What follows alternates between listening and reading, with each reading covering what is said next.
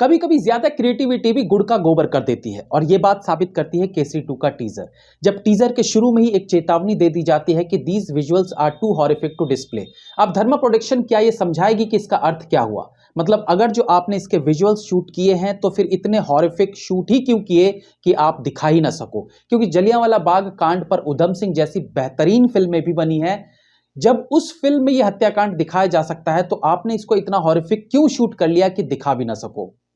दूसरी बात, अगर जो ये इतना हॉरिफिक है तो क्या आप फिल्म में भी इसी तरह से काला स्क्रीन कर देंगे और केवल ऑडियो सुना के कह देंगे कि सीन्स में इतना वायलेंस है कि हम दिखा ही नहीं सकते? या फिर आपने विजुअल्स शूट किए ही नहीं, केवल ऑडियो सुनवा के जबरदस्ती का अटेंशन पाना चाहते हो, ये बोल के कि ये सीन इतने हॉरिफिक शूट किए गए हैं कि दिखा ही नहीं सकते?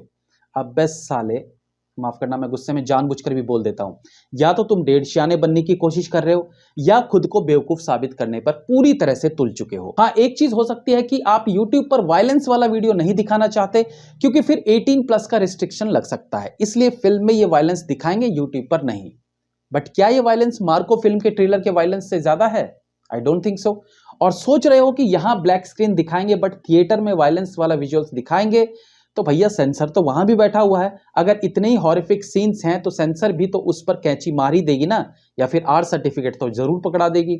मतलब समझ नहीं आया कि एक वार्निंग दे दिया ये दिखाने योग्य दृश्य नहीं है और फिर ब्लैक स्क्रीन करके ऑडियो सुनवा दिया। खैर, इसके बाद 1919 ईस्वी का गोल्डन टेम्पल दिखाया जाता है और फिर वे टू जलियांवाला बाग का बोर्ड। तो यहीं ये क्लियर हो जाता है कि कहानी जलियांवाला बाग पर बेस्ड है, जो ऑफ कोर्स हमारे देश के इतिहास में लिखी जाने वाली सबसे दर्दनाक अध्यायों में से एक थी। हालांकि इस घटना को अनेकों फिल्मों में दिखाया जा चुका है, इवन इस घटना पर भी पूरी की पूरी फिल्म बन चुकी है और उधम सिंह तो बेहतरीन फिल्म बनी ही थी। फिर इसमें उंगली करने की क्या जरूरत थी? ये मैं नहीं, ये आप सोच रहे होंगे। देखिए, जिस प्रकार से सुर तो साथ ही होते हैं लेकिन उन सुरों से करोड़ों गाने बन जाते हैं, उसी प्रकार से अनेकों सेम कहानियों पर हजारों अलग अलग फिल्में बनती रहती हैं। जैसे कि राम और श्याम, सीता और गीता, किशन कन्हैया, चालबाज, ये सभी सेम कहानियां हैं बट फिर भी बनाई गई। ये हुई एक बात। दूसरी बात कि कई बार सेम घटना को अलग अलग कैरेक्टर्स के पॉइंट ऑफ व्यू से बना के भी कहानी में नयापन लाया जा सकता है। एग्जाम्पल के तौर पर हम शोले फिल्म को ही ले लेते हैं क्योंकि ये इंडियन सिनेमा की सबसे बड़ी फिल्म मानी जाती है। शोले फिल्म एक्चुअली ठाकुर यानी संजीव कुमार के पॉइंट ऑफ व्यू से बनाई गई है, जहां दिखाया गया है कि किस प्रकार से संजीव कुमार गब्बर को पकड़ते हैं और फिर गब्बर उसका पूरा खानदान खत्म कर देता है और फिर वो जय वीरू के साथ कैसे अपना बदला पूरा करते हैं। इस कहानी को गब्बर सिंह के पॉइंट ऑफ व्यू से भी बना सकते हैं, बस गब्बर के जीवन से शुरुआत होगी फिल्म की, गब्बर पर सबसे ज्यादा फोकस रहेगा और बाकी के कैरेक्टर्स जैसे ठाकुर, जयवीरू, इनका किरदार छोटा कर दिया जाएगा और बन जाएगी सेम घटना पर एक और नई फिल्म, लेकिन गब्बर के पॉइंट ऑफ व्यू से।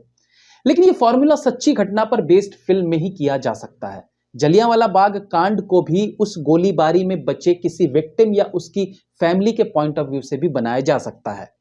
उधम सिंह में जलियांवाला बाग एक पार्ट था फिल्म का, लेकिन कहानी उधम सिंह के साहस की थी। उसी प्रकार से केसरी चैप्टर 2 में आई गेस जलियांवाला बाग की घटना के बाद जो केस कोर्ट में चला उसमें पीड़ितों की ओर से लड़ने वाले लॉयर पर यह फिल्म बेस्ड हो सकती है।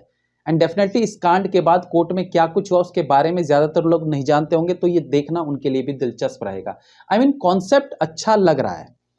जलियांवाला बाग के बारे में वॉइस ओवर में बताया जाना कि 10 मिनट तक अंग्रेजों ने गोलियां चलाई और 12 घंटे तक लाशों को वहीं रहने दिया ताकि उन्हें गिद्ध खा सके, ये सुनने से ही अंदर से सिहरन पैदा हो जाती है। तो अक्षय कुमार जो है वो लॉयर सी शंकरन नायर की भूमिका निभा रहे हैं। अब मैंने जब सी शंकरन नायर की विकिपीडिया को खंगाला और जानकारी जुटाई तो जलियांवाला बाग से रिलेटेड केवल इतना पता चला कि इस कांड के बाद उन्होंने वाइसरीज काउंसिल से रिजाइन दे दिया था, जो कि इस टीजर के एक सीन में भी देखने को मिलता है जब अक्षय कुमार कोर्ट में कहते हैं फक यू। इसके अलावा उनका इस हत्याकांड से कोई लेना देना रहा नहीं है। तो फिर जलियांवाला बाग को सेंटर में रखकर टीजर की शुरुआत क्यों की गई? जी हां, जलियांवाला बाग एक मार्मिक घटना है, उसके कंधे पर रखकर सी शंकरन नायर की बायोपिक को दिखाया जा रहा है।